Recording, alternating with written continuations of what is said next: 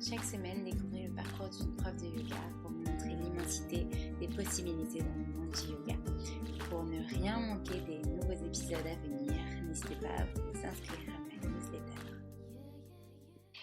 Hello Cécilia, je suis ravie de te retrouver aujourd'hui pour ce nouvel épisode du podcast Le Yoga dans nos vies et tu vas pouvoir nous raconter un peu ton parcours avec le yoga et tout ce que tu fais à côté. Oui, bonjour Alexandre, j'espère que tu vas bien. Merci beaucoup déjà de m'inviter à discuter avec toi et tes auditeurs sur ce podcast. Je suis très contente. Avec Merci. plaisir, ça me fait plaisir qu'on ait réussi à trouver un créneau qui aille à toutes les deux. Alors du coup, est-ce que tu peux nous raconter comment est-ce que tu as rencontré le yoga la première fois? Alors oui, donc c'était en 2012. J'avais fait de la gym beaucoup. Puis j'avais arrêté la compétition et je savais pas trop quoi faire. Du coup, naturellement, je suis venue au yoga. J'ai commencé, peut-être comme beaucoup de personnes, à regarder des vidéos sur internet, et cetera, apprendre des mouvements de base, pas mal par moi-même. Et c'est vrai qu'à cette époque-là, j'avais pas, nécessairement, le budget pour aller en école de yoga. Il y en avait une ou 2 à l'époque à Nice et hem elles me paraissaient assez austères au début. Je vais être franche, mais c'est vrai que ça me paraissait austère. Puis c'était pas encore dans mon budget, mais je ne me fermais absolument pas la porte, hein, au contraire, j'avais vraiment envie de, pourquoi pas, découvrir, voilà, des profs et cetera. Et finalement, ça s'est fait, mais sur le tard. Donc j'ai pratiqué par moi-même pendant presque 2 ans, à raison de quelques pratiques par mois, mais c'était pas du tout régulier, hein. Franchement, c'était, voilà, c'était juste, m'étirer, trouver un petit peu un moyen de, me, déconnecter de l'extérieur et cetera. Mais c'était vraiment, voilà, pas une pratique, comme celle que j'ai aujourd'hui, par exemple. Et en fait, le déclic, je l'ai eu quand je suis partie, en Amérique latine, en 2014. J'ai fait la rencontre, d'une prof vraiment, incroyable en Équateur elle s'appelait Romy et elle venait d'Argentine. Elle était là en voyage et elle donnait des cours sur donation libre. Donc, D'accord. c'était soit sur la plage, soit dans une auberge de jeunesse, puis il y avait un cadre vraiment sympa. Et vu que j'étais restée là-bas pendant presque un mois, j'allais tout le temps à ses cours et elle était géniale, elle était gentille, elle avait une façon de transmettre qui était vraiment incroyable. Et c'est à partir de ce moment-là que j'ai commencé à vouloir en faire un peu plus. Vu que c'était un long voyage, à chaque fois que j'allais dans un nouveau pays, j'essayais de trouver des écoles dans l'endroit où j'étais. Et c'est vrai qu'à ce moment-là, en Amérique latine, en Équateur, ensuite au Pérou, et ensuite, en Colombie, je m'étais rendu compte qu'il y avait beaucoup plus de centres de yoga. C'était beaucoup plus démocratisé qu'en France à ce moment-là, quoi. En France, ça commençait. Mais c'est vrai que du coup, c'était intéressant, de faire le parallèle, avec, différentes façons de faire du yoga et d'apprendre aussi le yoga dans une autre langue parce que je me Bah souviens, oui. mon cours, c'était en espagnol. Alors, à ce moment-là, je commençais à un petit peu maîtriser, donc ça allait. Puis, après avec, les mois qui ont suivi, ça allait mieux. Mais du coup, ma première approche du yoga, c'était en espagnol. C'est assez rigolo. C'était vraiment sympa. Et puis, donc je suis rentrée en France. J'avais pas trouvé encore d'école qui me convenait. Et Mais, tu étais partie voyager pour le travail à la base ou? alors j'étais pas partie voyager pour le travail. En fait, c'était un moment où j'habitais c'est compliqué, au Canada. Et en fait, à la suite de mon master, que j'avais fait en droit international, j'avais envie D'accord. de prendre l'air et de faire, un voyage, long. Un Mmh. long voyage, voilà, pour me recentrer, puis pour apprendre à découvrir, en fait, d'autres choses et faire, en fait, ce que je n'avais pas eu l'opportunité de faire pendant presque 5 ans, où j'étais très focus, sur mes études. Oui, Du coup, j'avais vraiment envie de, voilà, lâcher décompresser. prise, Mmh. et puis c'est vrai que c'est pendant ce voyage-là que j'ai découvert que le yoga avait vraiment une belle emprise sur moi. Je ne savais pas si je voulais l'enseigner, mais en tout cas, c'était sûr que, j'avais vraiment envie de d'en faire plus. Et du coup, je suis D'accord. revenue en France pour l'été. Oh pardon. Non, non, Et c'est bon, j'ai dit d'accord. et du coup, je suis revenue en France, pour l'été et je suis repartie au Canada. Là, j'ai fait une autre formation à l'université, donc en journalisme Mmh. et à côté, en fait, il y avait un programme qui était mais super, qui avait été mis en place par, 2 écoles de yoga. À l'époque, ça s'appelait Home Yoga et l'autre s'appelait Namasté Yoga. Et D'accord. c'était des concurrents, mais c'était aussi des amis, les 2 propriétaires de ces studios-là. Et en fait, ils faisaient des programmes, qui étaient géniaux. C'était d'engager des bénévoles qui se chargent, de la réception, en fait, quelques jours par semaine ou un jour par semaine. Heu, Ils proposaient à des jeunes étudiantes ou des personnes passionnées de yoga de faire ça. Donc de donner, en fait, un soir par semaine, tout simplement, à faire la réception, l'accueil des yogis, la bonne tenue des vestiaires et cetera, en échange d'un abonnement gratuit et illimité. Donc c'était Super. vraiment, c'était une chance et en plus, c'était au coin de ma rue, quoi. Donc Mmh. j'ai fait ça, donc dans cette école qui s'appelait Namasté Yoga pendant peut-être un an et demi et du coup, je pouvais bénéficier des cours offerts et puis il y avait une belle énergie, alors, c'était super sympa et donc j'ai beaucoup appris avec un professeur qui est très connu, au Québec, qui s'appelle David. Mmh. Il est je crois que c'est David Namasté, Yoga, comme ça et il m'a appris énormément et du coup, c'était vraiment génial et c'est comme ça On a que eu je me une suis dit: «Bon, bah, micro-coupure, on a eu une micro-coupure ah au moment mince!» où tu as dit le nom de David sur Instagram, je crois. Ah Donc oui, ah ben, je reviens à ça. Bah oui, il s'appelle, David, Namasté, sur Instagram d'accord, et du coup, ça a OK, été, vraiment, c'est lui qui m'a donné le plus de cours pendant bien un an, d'accord. aussi de pilates et j'ai énormément, appris à travers lui. Du coup, c'était génial comme première approche, voilà donc voilà, c'est un petit peu long comme détail, mais du coup, Ah ça non, non, c'est le petit super. cheminement, de comment je suis venue au yoga, quoi. OK, non, mais c'est super intéressant de voir aussi tout ce cheminement, au contraire, tu as bien fait de bien développer, et du coup, je suppose que c'est aussi, toute cette pratique, à travers le monde, au Canada avec tous ces professeurs et cetera, qui t'a donné envie d'aller encore plus loin et de peut-être te former. Comment ça s'est passé du coup après ça? Alors, et bien, après ça, du coup, donc j'étais au Canada. J'avais envie de partir. C'est vrai que, je sais pas si, si tu as ouï dire de la météo au Québec, mais, c'est très froid. C'est super froid. Du coup, j'ai attention, hein, je ne dénigre absolument pas le Québec. J'ai adoré, il y a des gens, extraordinaires, les paysages sont magnifiques, mais c'est vrai que, ben, à force, j'étais peut-être pas trop chaude de rester là-bas. Mais Mmh. avant de partir, je me suis dit: «Bah, autant, en profiter pour aller voir un petit peu aux États-Unis ce qui se passe». Du coup, Mmh. je suis partie 3 mois, en Californie, et puis là-bas, autre, chance extraordinaire, il y avait, mon oncle habite à Los Angeles, donc j'étais restée chez lui, donc ça, c'était assez pratique pour ça et en fait, il habitait juste, au-dessus d'un studio de yoga qui s'appelait, Yoga Works. Yoga OK, Works, il y en a un petit peu partout dans Los Angeles et je crois même aux États-Unis. C'est comme une chaîne, quoi. C'est très OK, développé et en fait, ils proposent des cours, toute la journée, quoi. De 6 heures OK. le matin à 23 heures le soir, il y a des cours. Donc c'est non-stop avec des différents profs, différents types de yoga et en fait, ils proposaient un abonnement 15 jours illimité pour 25 $. Je trouvais ça mais c'était hallucinant, surtout à Los Angeles. Je trouvais ça Ouais. vraiment pas cher. Du coup, je me suis dit: «Bon, bah, tant qu'à y aller, j'y vais, quoi». Donc j'y allais 2-3 fois par jour.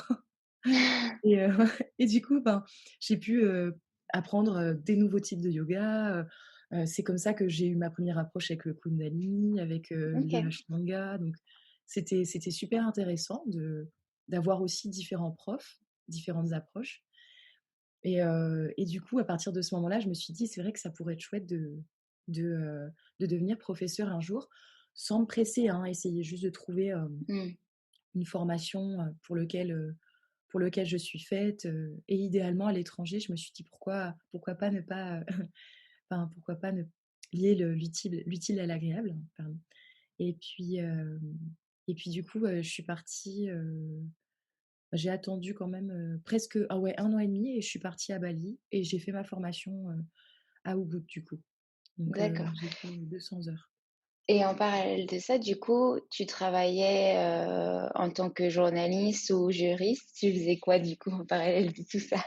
Alors, bah, quand je voyageais sur mes économies. Et Mmh. après, en fait, sur, le temps où j'étais au Québec, pendant un moment, j'étais et étudiante et serveuse, du coup, dans un restaurant. D'accord. Je cumulais les 2. J'avais été assistante de recherche aussi pour, une professeure de droit, donc pareil, ça c'était rémunéré parce que bon, bah, fallait bien que je paye mes études, à l'étranger. Et quand j'étais revenue en France, avant de repartir à Bali, je faisais beaucoup, en fait, de petits boulots, notamment en Mmh. hôtessariat. Sur la Côte d'Azur, il y a beaucoup d'événements, que ce D'accord. soit, voilà, il y a un Oui. peu de tout, quoi. Du coup, c'est assez pratique, de trouver du travail saisonnier ou du travail, voilà, Mmh. dans l'événementiel. Et à côté, je faisais toujours des petites piges aussi, en journalisme. D'accord, Voilà. d'accord. Donc ça t'a permis d'avoir un petit peu d'économie et puis aussi de faire ton expérience, aussi en tant que journaliste, je suppose, là-bas? Oui, ouais, exactement. Puis c'était un moment, aussi où, j'avais je l'ai toujours, j'ai mon blog, en fait, de voyage, enfin un blog dans lequel j'ai écrit qui s'appelle «La vie rangée d'une itinérante». Et du coup, c'est vrai que j'écrivais beaucoup dans ce blog. Je publiais aussi pour des revues de voyage à ce moment-là. Donc c'était assez chouette d'allier les 2. C'était, des fois dur, mais c'était vraiment intéressant. D'accord, super. Et c'est à ce moment-là que du coup tu as rencontré, enfin tu as commencé le projet avec le magazine, Arty Trendy. Arty Trendy, c'est à ce moment-là Oui, ou c'est c'est ça. après ta formation? C'était juste après, en termes de temps, D'accord. du coup, que j'ai, vraiment appris à faire la connaissance de Caroline, du coup, qui est la directrice, on va dire, et rédactrice en chef du magazine. Et du coup, ben, j'ai écrit, dans ce magazine, pareil pour des sujets beaucoup, liés au voyage. Il D'accord, y en a eu un d'ailleurs qui est paru sur le bien-être et sur le yoga, bah, pendant le super. confinement, elle l'avait fait, D'accord. sous forme d'interview aussi.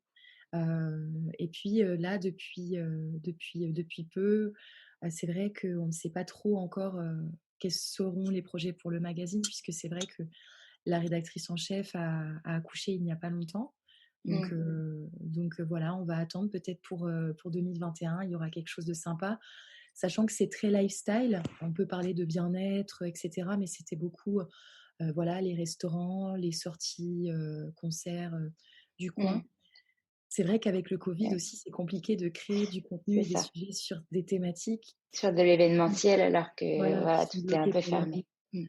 Mmh. Donc peut-être ça va se réouvrir Débloquer, un petit peu, après, ouais. Cet été, on prie. ouais, cet été, bah, même ce printemps, on espère quand Oui, même, ce serait bien, ouais. Et ça donc va du être coup, dur quand tu sinon. t'es formée, c'était en quelle année? Si tu peux nous remettre dans le dans le Alors fil de tout. alors je me suis formée en, 2018, en mars 2018, du OK, coup. donc tu es partie pendant combien de temps? C'était intensif, c'est ça, à Bali? Ouais, c'est ça, c'était intensif. En fait, j'étais partie 2 mois à Bali, Mmh. à la base. Bon, ma formation était pile au milieu, donc D'accord. j'ai voyagé un petit peu à Bali, à Lombok au début Mmh. et puis après je suis allée, à Ubud pour ma formation qui a duré, pas loin d'un mois, Mmh. et du coup, là, c'était intensif, oui. C'était Et de 6 heures c'était le matin. Vinyasa Ashtanga ou c'était qu'est-ce que c'était comme formation du coup? Alors c'était, Vinyasa et Ashtanga, oui. Donc D'accord. c'était une belle approche. J'avais envie pour ma première formation de yoga de faire quelque chose d'assez dynamique. Donc voilà, c'était pour ça que j'ai été, là-dedans. Maintenant je chercherais, peut-être à faire d'autres formations OK. aussi Tu en as dynamiques. pas fait entre-temps, depuis 2018, tu en as pas fait d'autres? Non, ouais, c'est ça, j'en ai pas fait d'autres. Non, mais c'est bien aussi de prendre le temps de digérer, de s'approprier aussi cette pratique, de l'enseigner un petit peu et puis de se dire: «OK, maintenant qu'est-ce que j'ai envie, de voir de nouveau, de compléter?» Et du coup, qu'est-ce que tu as fait après? Tu es rentrée en France et tu as commencé à enseigner le yoga tout de suite ou qu'est-ce qui s'est passé? Alors, du coup, j'ai pas enseigné tout de suite. J'ai enseigné en fait, en parallèle de mon activité. Donc, en fait, la première année, ça fait beaucoup de chronologie, mais la première année, j'ai pas trouvé du travail tout de suite, en fait, comme Mmh. professeur de yoga, si ce n'est que pour donner des cours de temps en temps, Mmh. sur des choses un peu ponctuelles. Donc, D'accord. j'avais soit des amis, soit, des cours privés, mais c'était pas j'avais pas un emploi du temps vraiment, Oui, qui prof de était, yoga à temps plein, quoi. voilà. c'est plus venu l'année d'après. En Mmh. fait, quand je suis rentrée de Bali, j'ai eu une opportunité pour être nounou D'accord. dans un hôtel de luxe et je me suis dit que c'était une première approche vers la direction pour dire: «Ben, je suis prof de yoga». Et du coup, en fait, les années qui ont suivi, j'ai travaillé beaucoup, pour des cours privés, donc pas mal, pendant la période estivale et du coup, donc c'était bien que je sois passée par mon bagage de nounou. Donc c'était très intéressant et après en fait, l'hiver, qui a suivi, je suis repartie à Bali Mmh. et au Mexique où j'ai suivi des cours et où j'ai donné des cours, donc en ponctuel. Donc D'accord, super. je prenais contact avec, des centres de yoga qui étaient dans le coin, pour, offrir des services et du coup, en fait, ben, ils étaient réceptifs, j'ai eu de la chance et du coup, j'ai enseigné, à titre ponctuel dans une école de Super. yoga au Mexique et puis, un tout petit hôtel où je remplaçais, donc la prof de yoga quand elle n'était pas là. Donc ça, c'était pendant un mois, c'était très, très chouette. Et au Mexique, du coup, tu as enseigné en quelle langue? En espagnol, Ah en là là. espagnol et en anglais. OK, super. Alors franchement, c'était un vrai défi, hein Mmh. et même au début, enseigner l'anglais, c'est un vrai défi. Mmh. Heu, je suis bilingue, mais franchement, tous les termes, en fait, Mmh. de du corps humain, heu, j'ai fait ma formation en anglais, donc c'était Ouais. pratique. Mais oui, en fait, c'est pas instinctif au début. C'est Ouais, pas je te du tout rejoins, j'ai fait aussi ma formation en anglais et une fois, mmh, j'avais une personne, plusieurs fois, j'ai eu des personnes anglophones, sur Paris, dans mes cours et j'essayais de traduire et franchement, même si j'avais fait tous mes cours en anglais et que ma prof est, américaine et cetera, j'arrivais pas. J'arrivais pas, je buggais complètement, donc je faisais la moitié du français, anglais, je disais enfin, ouais, c'était vraiment très, très, et quand je suis sortie de ces cours-là, j'étais dépitée parce que j'avais l'impression d'avoir donné des cours, tout pourris, alors que les élèves étaient bien, mais enfin, moi, pour moi, j'étais pas contente de moi, quoi. Mais je comprends, j'ai eu ce ressenti-là aussi au début. C'est vrai que c'est un petit peu particulier, et Mmh. alors, une fois, ça c'était marrant, mais, j'ai eu donc dans cette école, ça m'est arrivé de donner un cours en espagnol et en anglais parce qu'en fait, il y avait des anglophones qui ne parlaient pas Oui, l'espagnol et il y l'espagnol, avait des hispanophones qui ne parlaient pas trop anglais. ouais. Alors, c'était vraiment j'avais l'impression de je sais pas en fait, mais la façon dont avec laquelle je réfléchissais entre montrer les mouvements, parler et en Penser espagnol à et la dire suite. à l'anglophone: «Alors faites ça», enfin c'était Ouais, vraiment un vrai défi, franchement, c'était, ouais, c'était rigolo. Maintenant quand j'y repense, je me dis: «Bon d'accord». c'est super formateur, du coup. Ah oui, c'était très formateur. Mmh. Donc ça, c'était vers 2019, c'est ça? Ou Oui, voilà et en fait, c'est à partir de donc enfin fin 2018 mmh. et je suis rentrée de voyage du coup, fin février 2019 et c'est à partir de ce moment-là que j'ai vraiment commencé à vouloir, faire le métier de yoga, en temps plein. Mmh. Entre-temps, au cours de l'année 2019, j'ai travaillé pendant presque 6 mois dans une agence, de communication en mi-temps, mais D'accord, vraiment à côté, je dédiais tout mon temps au yoga. d'accord, Là, j'avais trouvé plus de clients, j'avais démarché des personnes, des écoles de yoga aussi dans les environs. d'accord. Heu, pour des petits événements aussi, ponctuels et cetera. Du coup, en fait, franchement, ça a commencé à bien rouler, c'était intéressant et puis il y a eu Covid, Ouais. comme, voilà, ça nous a tous, un petit peu, mis, dans le Oui. pétrin. Du coup, Mais tu as donné des cours en visio, tu faisais comment? alors en visio et en fait, l'école de yoga, pour laquelle j'avais été embauchée, en fait, on a travaillé pendant 2 semaines. Elle venait d'ouvrir. Elle est à Menton, ça s'appelle Yoga for Motion et je travaille Mmh. aussi pour, Vinyasa Yoga Studio qui est à Cannes. Mmh. Ça, c'était depuis, mai 2019 et Yoga Mmh. for Motion, on a ouvert le studio en février. Sauf que, ben, 2 Ouais, semaines après, on a dû fermer. Donc, ouais. on a entretenu un petit peu une base, de visio avec, les élèves du centre Mmh. qui avaient, nouvellement ouvert, quoi. Mmh. Et puis après au déconfinement donc on a pu réouvrir et j'ai pu reproposer mes cours, Dans les là-bas studios? D'accord, dans le stu voilà, dans les 2 studios. Donc OK. et Et pendant en parallèle, toujours tu travaillais dans l'agence de com ou tu faisais, toujours des missions de journalisme? Alors j'avais des petites missions, là de community manager. Je ne Mhm. travaillais plus pour l'agence de communication, à Monaco, mais j'avais continué des petits jobs et cetera, des missions D'accord. et puis, là, depuis le deuxième confinement, je fais un petit peu d'intérim aussi pour tenir le coup, Ouais, parce que c'est vrai que ouais, c'est pas c'est la pas joie. très facile, hein. Mais voilà, il Mm. faut, faut qu'on s'accroche, Mm. et des fois, il y a des hauts, des bas. Ouais. C'est comme tout, quoi. Et du coup, depuis peu aussi, tu fais partie de l'équipe Yogi Lab.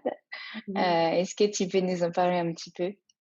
Oui, alors, bah, c'est venu, vraiment d'une façon un petit peu, non, j'ai pas envie de dire bête, mais, je cherchais à faire des vidéos et puis, je suis tombée sur la plateforme YogiLab, et du coup, ben, je me suis dit: «Bah, tant qu'à faire, je vais contacter la fondatrice pour voir si elle a besoin de personnes pour pouvoir, créer du contenu, donc, vidéo».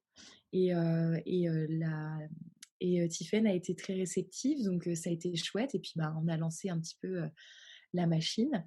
Donc ça fait depuis novembre, donc, ça concordait parfaitement en plus à la fermeture des studios. Mm. Moi, dans les Alpes-Maritimes, il y a eu un arrêté et on a dû fermer même un mois plus tôt, donc, Mm. là, pouvoir en novembre recommencer commencer du moins une aventure avec YogiLab, c'est juste génial. Et puis c'est une belle plateforme, le contenu est cool, il y a des super profs, et puis, c'est bête, mon travail à distance, mais il y a une belle cohésion d'équipe, quoi. Enfin, je Mm. trouve que c'est, c'est agréable de travailler, avec YogiLab parce que, ben, tout le monde s'entend bien et qu'en Ouais, fait, il y a une distance géographique, mais ouais. j'ai pas l'impression qu'elle est là, cette distance, et c'est ça qui est vraiment cool avec YogiLab, quoi. Et Mmh. même le fait qu'on se connaisse pas vraiment de base, ça nous a quand même aidé à tisser, des liens, Mmh. alors qu'on s'était jamais vraiment parlé à la base, donc c'est vraiment cool. Ouais, c'est clair. Mmh. Il me tarde de pouvoir repratiquer, j'espère que quand ton épisode sortira, j'espère que, je pourrai repratiquer un petit peu tes cours et ceux des autres profs. Ah ouais, oh, j'espère aussi franchement, Mmh. que voilà, qu'on puisse réouvrir les studios, que Ouais.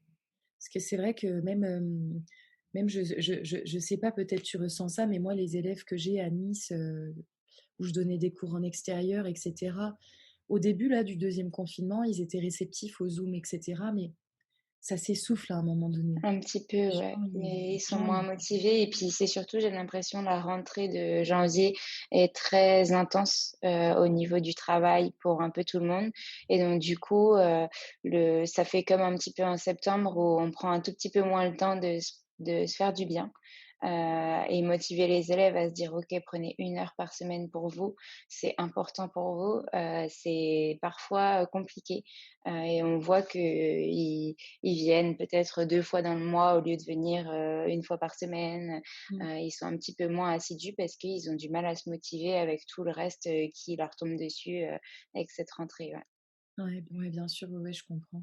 Mmh. Peut-être, voilà, d'ici le mois prochain, ça ira mieux, Oui, ça ira peut-être mieux. Il faut espérer aussi que ce potentiel troisième confinement, s'arrête vite et et qu'on puisse reprendre, des vies à peu près normales. c'est clair. Ah, Mmh. je sais pas, c'est un ressenti. Bon, je pense pas que ce sera pour tout de suite, mais je me dis: «Bon, si au moins au printemps on peut réouvrir, ce serait chouette, quoi». Ouais. Mmh mh. Parce que c'est Pour vrai tout que le monde, ouais, c'est vrai. c'est particulier, hein, c'est Mmh. particulier. Est-ce que, tu as des futurs projets, auxquels tu as envie de nous parler un petit peu, que tu as envie de lancer prochainement ou dans un avenir, un peu plus lointain? Hem, alors, oui, bah, il y en a plusieurs, à Mmh. vrai dire. Alors, donc, le premier et pas des moindres, heu et c'est ma première retraite, donc c'est pour ça que j'espère que Oui, j'ai vu ça en ça va mai. ça va être en Corse et puis, bah, on espère, du coup, c'est pour ça que ça ira mieux d'ici là parce qu'elle est prévue du 1er, mai au 8 mai à Mmh. Corbara en Corse. C'est, vers l'île Rousse, c'est en Corse D'accord. du Nord. C'est sauvage, c'est très joli, Mmh. donc elle se tiendra dans une grande villa avec une belle vue sur la mer, donc très inspirante pour pratiquer le yoga et à proximité, du coup, des jolies plages pour aller se tremper les OK. pieds, pour, faire des belles balades, prendre l'air, etc. Donc ça, c'est vraiment un gros projet sur lequel je travaille depuis des mois.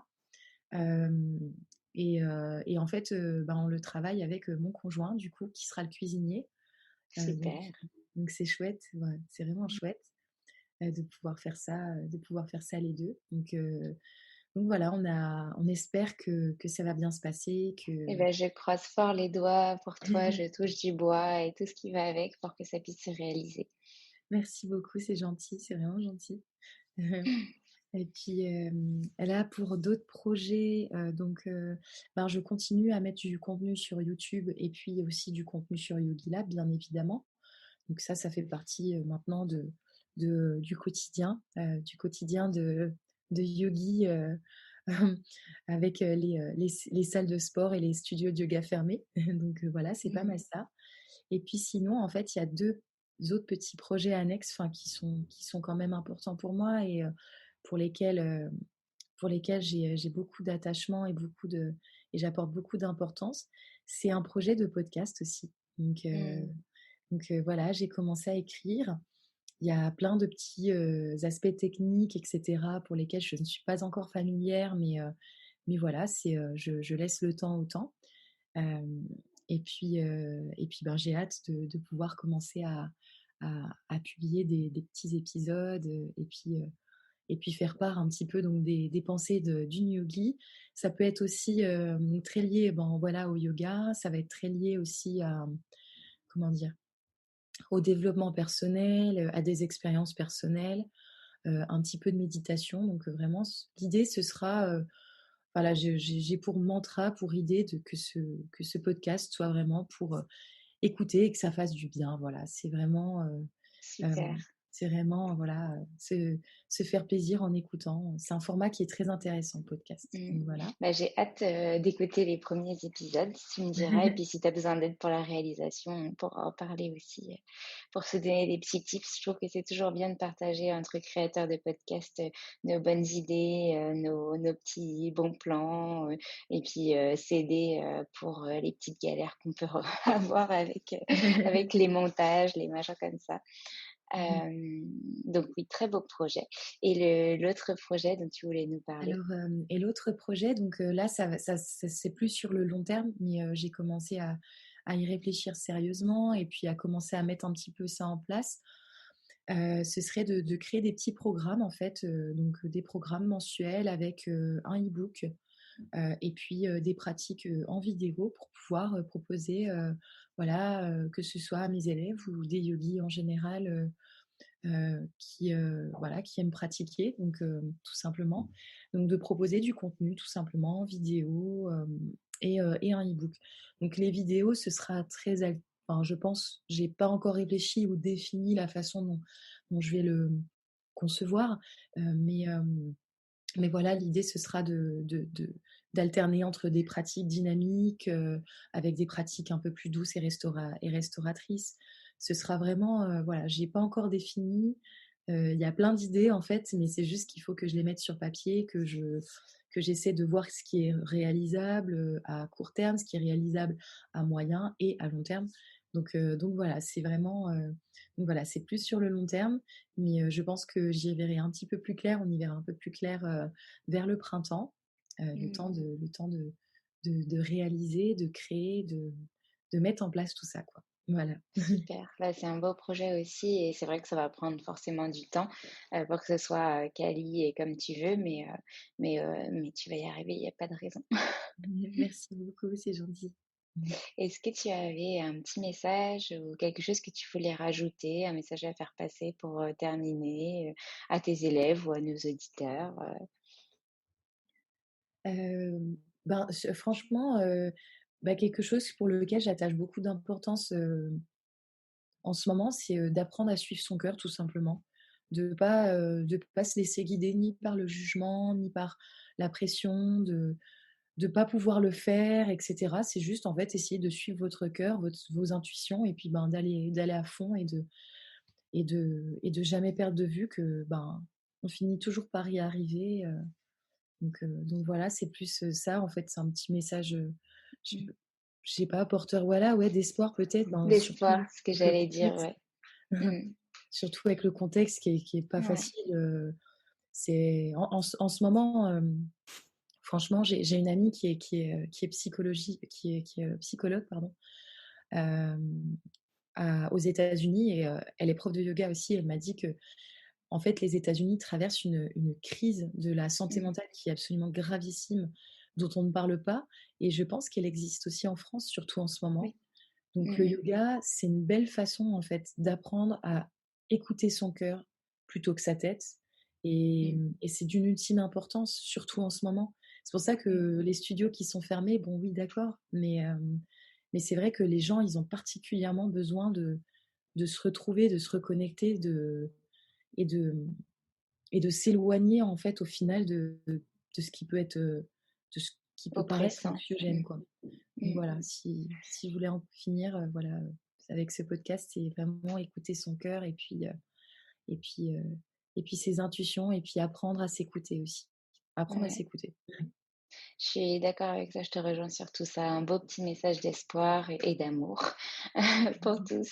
Merci beaucoup, Cécilia, pour cet échange, d'avoir partagé avec nous ton parcours et tes futurs projets. Puis j'espère à très vite en vrai, si on le peut. Bah, merci beaucoup, merci à toi de ton invitation. Je suis ravie d'avoir pu échanger, avec toi et puis, et tes auditeurs. Merci beaucoup. De rien, à très vite. À très vite. Vous voulez soutenir le podcast Le Yoga dans nos vies, n'hésitez pas à laisser une petite étoile ou un petit commentaire sur Apple Podcast ou à m'envoyer un petit message privé, ça me fera très très plaisir. À très vite.